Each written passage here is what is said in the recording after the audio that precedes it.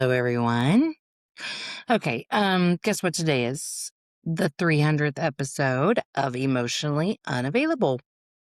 I'm really excited. In April, at the end of April, it will be 2 years since I started this show. I have maintained a very consistent 3 episodes a week, and I'm proud of that. Charlie has friends over and they're being incredibly loud. So if you hear that, I'm sorry, but I have to get this done and I don't know when they're leaving. So I'm really proud of the show and I know that you've heard me mention this in like episodes with guests, and I know that I've said it kind of before, but one of the shifts that I've made is that I want the conversations to be a little more.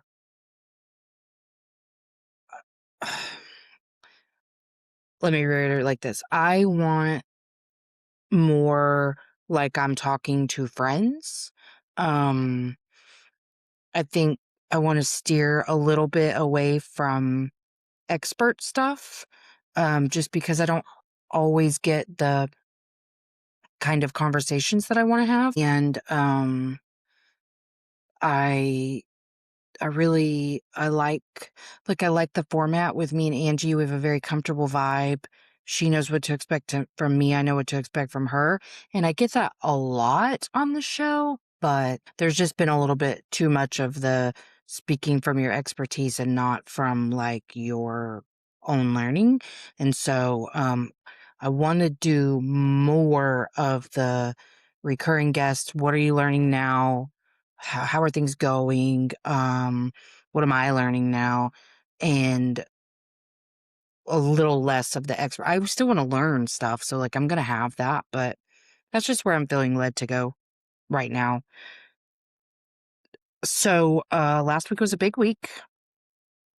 I am supposed to interview with a news station um Monday morning, which will be the morning that this episode releases, because we received Jake's autopsy and toxicology report back. So if this is your first episode or you haven't heard one of these updates, I'm going to give you a little backstory. My 18-year-old son, he was almost 19, died December 13th of 2025 in an overdose. It was pretty obvious it was an overdose when we found him. Um, we found him in his bedroom at home where he still lived. He had moved out in September, but that situation wasn't going very well, and he moved back home at the end of October. Um, I think it was October. Who cares? Anyway, he moved back home. Seems like it might have been right before Thanksgiving, so I don't really know. I don't remember. Um, and then yeah, so he died. Um, there was a history of drug abuse, but I was unaware that it was a present issue.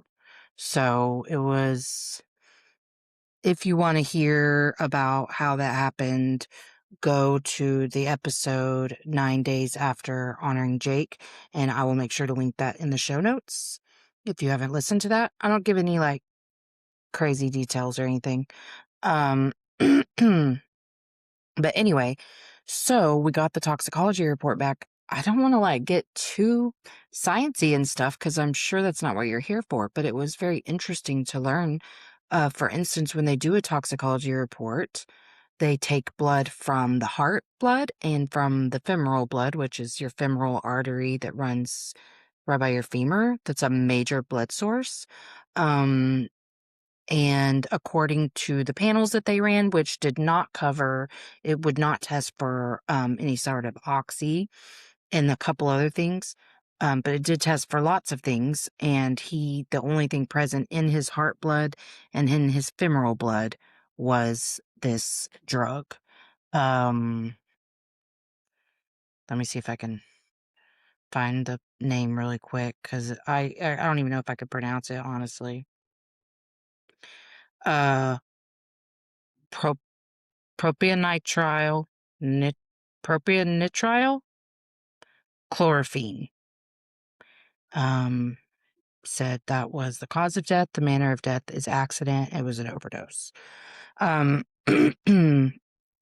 so immediately I was like, what is this? Because I was like, is this a different name for fentanyl?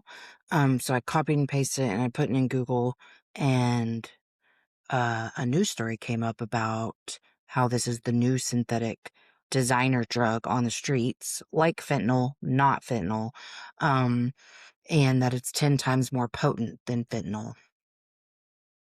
And that the cases, as of that day that I was reading it, and a few more have come out since then.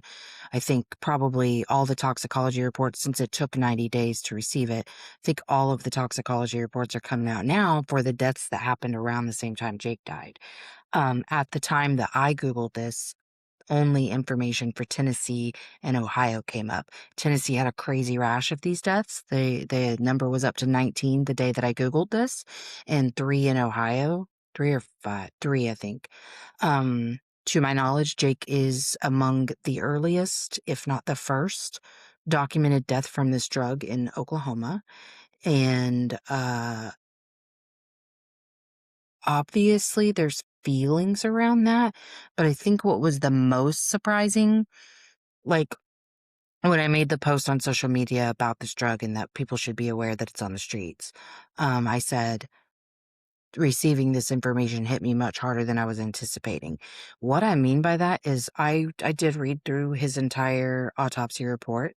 Um, I read his toxicology report. I think my brain does a very good job of protecting me from the worst of this a lot of times. And just opening those reports and talking about how he died, just all I can say is like the PTSD came railing. Like I was put right back in his room. It was a bunch of flashing images. I saw him in his floor. I saw him in his casket. The dreams that I've had, him being lowered in the ground, like just a bunch, but it's like probably like 4 different ones just over and over and over. I interrupted the cycle because I could see what was happening, but I was very surprised, how right back to that moment, the just ache, the the hollowness that you feel. Um, I don't know if that's exclusive to losing a child, or I doubt it. It's been so long since I relived the moments that my parents died. So it was it just yeah, it's just that your tummy, like there's a gaping hole. It's really weird. So that came back. That whole day was just very emotional and I was very dysregulated. I could just feel, and I was exhausted because I was crying so hard most of the day. Um, because it meant confronting a few things, honestly. Um, it meant that, in essence, what happened is that he had taken a pill earlier in the evening that didn't kill him, and then when we were all going to bed, he took one that did. And we didn't know, obviously, but that means if we had any inkling that this was happening, that we could have found him and called 911 and done the things. I don't live in that place, but it did make me confront that. I think I had done a really good job of, um, like, putting off really confronting any of those things until we got this report. So, um, I had to sit with just all of the feelings. Um, yeah, so if you haven't heard me talk about this very much, then you know that I say, as his mom, obviously there's thousands of things that I would do differently now had I known that this is where we'd be, but that I understand nothing I do now, nothing, including punishing myself, feeling horrible about myself, anything like that is going to bring him back. So, because I feel like I deserve a life of love and joy and peace, I continue down that path in spite of losing my very precious 18-year-old child. So, one of the things I don't think I talked about this in that episode, the 9 days after episode, because I feel like this is one of those things that I've held kinda close to my chest because it kind of makes me feel yucky, like, physically when I talk about it, is, when they were removing him from his room, we all were in, like, Brian was in my husband was with my daughter, my 11-year-old daughter, in her room, and my 23-year-old was with me in my room, and, you could hear them dragging him down the hall, and, I stayed pretty chill about that while it happened because I used to work in hospice, and I've been a part of a lot of removals, and, I mean, truthfully, I heard them run him into something too. Like, I didn't see any of it because I chose, wisely, I think, to not be a witness to any of that, but I've seen a lot happen in removals, um, and so I just had to, like, stay very chill during that time, um, and I would like to think that the noises I heard because I know that the way our hallway is set up and the way he was in his room and all of that, they didn't bring a gurney down my hallway, I know that. Uh, they they brought if they put him on something, and that's what it sounded like, is that they laid something on the floor that they scooted him onto because we found him on his floor. He was such a character with the way he did things. He had been his PlayStation was on, his remote was right there, so I don't know if he had played or was about to play, and he was laying on his side on the ground, feet crossed, relaxed, with his phone in his hand. His phone was still in his hand. So, that is not something that I haven't seen before. Uh, we have found this child asleep in the most odd positions. Like he just, he had such a hard time going to sleep that however it happened, that's how he fell asleep. So, he was on his floor. And knowing what I know about how removals go, they drug him down the hall and you could hear it. I would like to think they had that some of the noises I was hearing was something that they had laid him on, and it does make the most sense. It's fine. I'm not upset with anyone for doing this, but I think he got drugged down the hall and then they used whatever they had underneath him to lift him up onto the gurney. No big deal. I'm not upset by that. Um and uh since the toxicology report came back and kind of everything came back at once, that's a noise I keep hearing in my head. So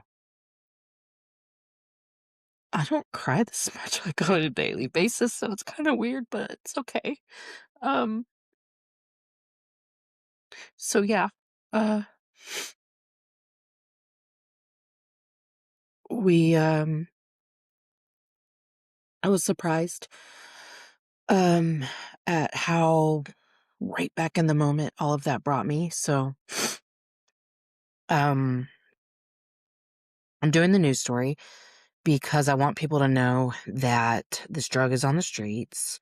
Um, I'm a little nervous about this news story because I could tell based off the pre-conversation that I've had with the reporter that they're really going to take the angle of what are our law enforcement and lawmakers doing to get these drugs off the street.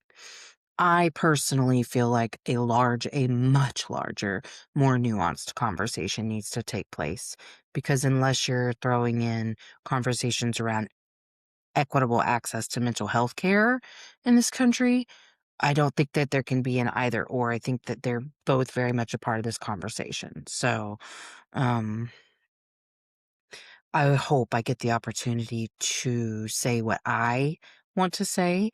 I've watched so many of these interviews. It's like a minute and a half and it's sound bites. So I'm not, getting any high expectations or whatever, but yeah.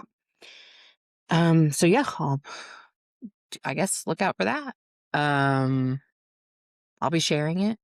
So if you're not someone who has seen that post and shared it, please do. Okay, I'm looking at my little list for what we're talking about.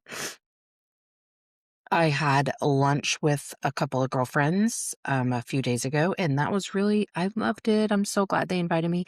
And they got me this it's a heart and it says his name. It says I think it says date of birth and date of death, I can't remember. But it has a QR code and I can go and upload pictures and videos and whatever and then leave it at the cemetery. And when people are there, they can scan the QR code and watch videos of them and just feel close to them while they're there. So I'm excited to load that up. Um, yeah, I'm excited about that. And it was just a really good lunch. It's like, I've only had like one friend that I've really hung out with very much, like outside of my house. And it was nice. I need to do more normal shit like that. It just felt really good. Um, don't know if I've talked about this, but uh, one of the grief hobbies that I have taken on is plants. I have a peace lily mixed with some other types of plants that my sister had made for his funeral, and that's the one I took, and it's on my living room or dining room table, and it's doing wonderful. We love it. It's become a joy to like have it, and we I decided that because listen, I've never really taken care of my garden at my house. I mean, it's just been slowly declining since we moved in here. So my sweet sister came over, her husband and, their daughter did too, and we just had, like, this little sweet time, clearing out the garden, and, I mean, let me be clear, actually, because they came over I don't remember if I've talked about this on the episode or, like, any episodes or not. I think I talked about it with Angie on Unquiet Soul last week, but, it was so funny because I had done about 30 to 45 minutes of work before they got here, 'cause I didn't want them to have to do, like, too much because I'm still, feeling weird about people helping me with shit. They got here and I was like, "Y'all, look, I'm already over this. Okay, this cleaning shit with the branches and the what I'm not into this. So what I'm gonna do is I'll be providing the entertainment for this outing, okay?" I was so dead serious too. I let my husband do all this work and her husband did all this work and she did some work and me and her daughter were just kinda like, "Tee, tee, tee, tee," yeah. We were the entertainment. So anyway, got it all tilled and turned over and whatever. And my sister-in-law is gonna bring over a sign that she paints because she's like this gifted artist, that says Jake's garden because I want this to be like a memorial garden because this is like this is I guess in essence because okay, let me tell you why. Jake loved pretty things and he loved flowers and this isn't necessarily a side that people saw of him, but you've heard me say before he was a Libra moon and that means he got so much comfort out of beautiful things. It made him feel safe and loved and whatever, and so when he saw beautiful things it just meant something different to him than it does to maybe other people. And so because there's very few things I can do for him now, this is a place I can put my love is into this garden. And so, um, I am also asking his friends to and some family to pick a plant to come and plant in our memorial garden too. For one thing, it will make me take care of it because I don't want to kill your plant. Oh my god, that'd be so sad. Um, and so I'm really excited about that. And we just did this whole like seedling thing, the big inner greenhouse situation where you have all these pods and whatever. So we just planted a bunch of stuff in that.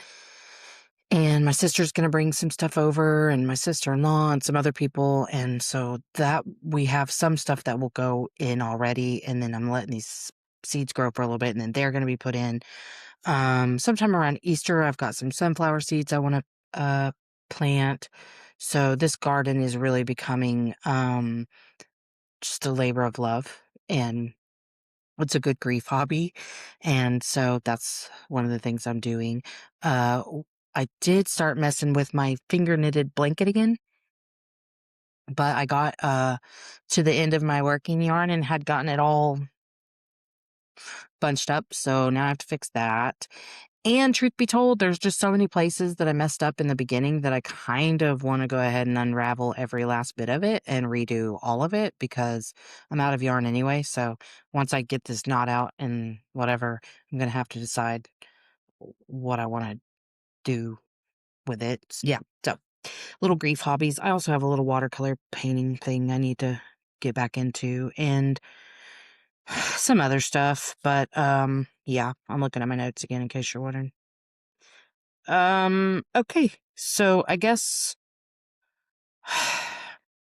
I wanted to talk, a little bit about, I say that there's thousands of decisions that I would make differently in hindsight and in retrospect. So I wanted to talk a little bit about those.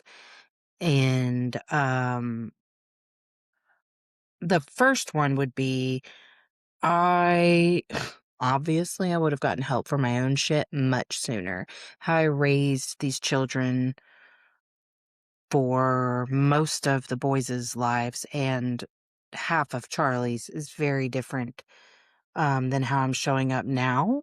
And I would do things way differently, but so much of what I would do differently in parenting is that I like dealt with in my healing was learning to get out of my own fear and my own shame. And so in parenting, the way fear and shame really drove me is it made me shut down. It made me reach like capacity much faster. For instance, I knew Jake needed some sort of therapy or something to deal because he was 2 when we got a divorce. And there was just a bunch of moves and stuff that happened in a really short amount of time. And it was just really obvious to me, among the fact that he probably had ADHD, but that was not something I was willing to say. Um, that this boy needed some sort of outlet for the things that were happening. I, at that time, didn't know how to help him. I thought I did kind of, but I really didn't. Another time I'll get into why I feel like that whole time in his life was so traumatic, but for now, it's like, literally, there's just so many things I feel like I should have gotten him help for, but I was a single mom for the first time. I had been a stay-at-home mom with the boys until then, so I'm like working a grown-up job for the first time in my life because I'd gotten my master's while I was married, my bachelor's and my master's. Because I got married at 20, because that was what we did. Um, and so I I was struggling. I mean, I was in the divorce crazies, drinking my ass off, just doing all kinds of shit. I mean, overall, I was fairly calm and whatever with them, but because I really appreciated our little parenting plan and the way we did it, it was 50%. So like I got a lot of breaks, so that was nice. But I was just struggling so hard with just like so much shame over the divorce and shame about the pain that I was causing my children because I was unhappy in a marriage, which I know is a very common theme among divorced parents, something you have to deal with. Um, so yeah, I would have gotten both the babies, not just Jake. I would have gotten them both help. If I could make that decision now. I do believe I did the very best I could with what I had at the time. Information, capacity, all of it. I did my very best. But I can certainly see where different decisions could have led to a different outcome. The second thing is that because of my fear and shame, when he was struggling so badly early on in school and all through school with what is so blaringly obviously ADHD and he's on the spectrum. Now, to be fair, I didn't listen to the teachers because they became my adversary so quickly. Like they weren't like I never got the sense that like we're a team here who all are coming from a place of love and care and concern for Jake's well-being. I very much got the feeling that they just wanted to make their lives at work easier. That's fair. It is fair. Like I'm not I am I will always be hurt over some of the treatment he received because I have been a teacher and I did not treat students. Did I lose my shit sometimes? Yes, but like I always came and repaired and let them know like that was a me problem, not a you problem, whatever. He was treated fucking horribly by his second grade teacher. I'm not going to name her by name, but if she ever, like, in fact, I'm nervous about her seeing this news story and being like, saw that coming. I don't care. Like, I have to let shit like that go. But that's one of the things I've thought about. And all the other his first grade teacher was so precious and loving and supportive and kind. But I couldn't hear it from her either because it's I didn't feel like we were having the right conversation. That's the thing. Is it like I didn't realize until I became a teacher. I started teaching as an emergency certified teacher when Jake was in 5th grade. I taught 5th grade. So I did that for 3 years and then I moved into a school counselor role cuz my degrees are in social work. I wanted to be the kind of teacher that I wanted Jake to have. And that was sweet and loving and well meaning, but I sucked at it. And I also came to understand why he had the teachers that he had. Teaching is hard. I really don't blame them. Especially the veterans. They've been through it all and they're just tired of being told they're shitty, you know? So whatever. I'm gonna let go of my pissiness that I was feeling towards her. And yeah, I just didn't feel like we were having the right conversations. And truly, I was just afraid because again, I was at capacity. I didn't have the information. I didn't have the capacity. I just didn't understand. But once I was a teacher and I started to see the difference between your average student and students like Jake, I was like, oh, but that's when I started being like, but really he acts like trauma brain. Like, I don't even know if this is as much ADHD as it is trauma. So I was just afraid. I was so scared of everything. I'm a person who hasn't even taken antidepressants or anti-anxiety medicine aside from Xanax for myself, even when I had horrible postpartum depression because I had ruminating intrusive thoughts about like it killing my organs. So like I'm afraid of long-term usage of medicines. I'm not afraid of any medicine in general. I'm afraid of long-term usage. And I was so afraid that I would be making the wrong decision. And I just had no idea the impact of not making any decision, kind of. Because I would just get all tensed up and whatever, and then, oops, dismiss, dismiss, dismiss.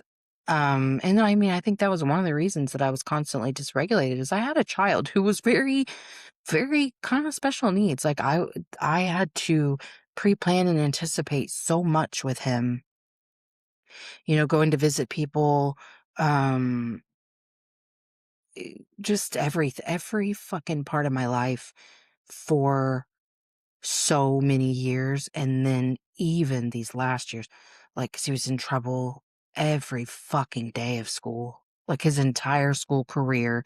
5th grade was his best year yet, but every fucking day he was in trouble. The trauma I experienced just from that phone ringing every day, it was awful because I felt so ashamed and I couldn't deal with my shame. And I still very much like had the boomer philosophy of this child is a direct extension and reflection of me. And so I didn't know how to separate us as humans. And yeah, that's stuff that I would change now for sure.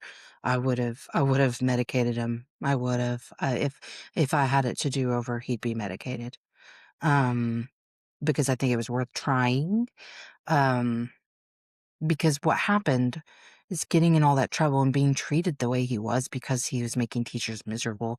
It, the thing that he still talked about, we had this conversation right before he died even, is that he did not feel good about himself. He felt at his core fundamentally like a fuck up. And I think fundamentally unlovable. The reason that doesn't hurt me the way it used to is because I now realize through my own work on myself that that is a narrative we all carry at some point. We come to it in different ways, but it is something we all have to work through. And it's that whole I'm too much and I'm not enough. And so that one doesn't hurt me as much as it did when I first started to confront it. But yeah, because of that, he had a really low, poor self image. And even though he was working so hard on his confidence this last year, um, he felt so proud of his ability. I'm going to use that in quotes to communicate with others because truly he didn't know how to like with people he didn't know very well initiate conversations. um like the way he made friends his entire school career is he would act up and whoever laughed that's how they became friends. So, he just he was my little character. But that's why it's also painful when I hear people characterizing him only as ornery or only as, this character. He was much, much deeper than that. That was just the side that he was comfortable showing of himself. And so I guess really what I hope people understand both here and when I do this news story is that hearing about new designer drugs and hearing about overdoses, hearing about limited access to mental health care, among all of the other things that are happening in this country right now, I think can make us feel kind of hopeless. And so, where I want to offer a lot of hope is that my life would have been exponentially different, as would Jake's, if we had understood that talking about our shit goes a long ways. I know that Jake didn't give his shit to anyone. He would talk a little bit, but he held most things in. He internalized so much, just like I used to, because he was avoiding, I mean, just like all of us, but he was very afraid of feeling. And I understand kind of when my pushing people away and believing that it wasn't safe to speak really started. And I think his started really young, as well. And so I think, you can have hope that if you need to talk, just talk. Like, we don't need a good therapist. We do need somebody who cares. And I understand that so many of us are lacking in that. I have clients who, if they tried to talk to somebody, they would be met with a bunch of, you know, platitudes or pushed away even. But I think if we can have one safe person to get this stuff out with, or even voice notes, getting on the internet, support groups, whatever it is, I do think there's access to being able to talk to somebody, suicide hotlines, all of those things. I do think those would make a profound difference if we just got our shit out. Shame grows exponentially when you hold the things that you're feeling in so tightly, even or thinking, those ruminating thoughts can just take over. And so I think we can have hope. Um, and I think it starts with us, right? Like if you're listening, figure out your shit, rewire your brain, understand your subconscious patterns and why you do the things that you do. My son likes to say, not everything has a pathology, but I would disagree. I don't think we do anything without a root cause for doing it. And so that's what this show really is about, is me continuing to learn my subconscious patterns and rewiring and learning to be vulnerable and to share my shit and then also to share what I'm learning in real time. And then I also get to learn from the people I have on this show. I have this show has single-handedly changed my life through the guests that I've had the honor of meeting. And so there's a lot of really good information out there, and I'd say latch on, lean in, learn, grow. Um, I always say I'm just trying to teach people how to love themselves and each other a little bit better. And I was trying really hard with Jake that last year, but um, in some ways that chance was taken when he was sold a drug that killed him the second it hit his bloodstream. Um, but, if this is your first episode, I have lots of spiritual beliefs around timing and his purpose and consciousness around this death. So truly I am at peace. I mean, grief isn't a feeling. Grief is an experience. And so yes, I'm experiencing grief and PTSD related to finding my kid dead in his bedroom. But I'm also at peace. I'm at peace with how it happened, where it happened. I can't think of if you have to lose your child in his sleep, in his room, surrounded with love and his dog. Yeah, I mean, I didn't get a choice. So if you were to give me a menu option of how it was going to happen or whatever, that so I am at peace. But again, I think that so many bigger, more nuanced conversations need to happen around drugs, around mental health, and around healing. And I hope that you can take something away from this and from, us losing Jake. Think otherwise, I'm doing all right. So, uh, I love you guys. I appreciate you very, very, very, very much. And thank you. Thanks for being here. Thanks for coming to Emotionally Unavailable. If you haven't already, like, subscribe, and share.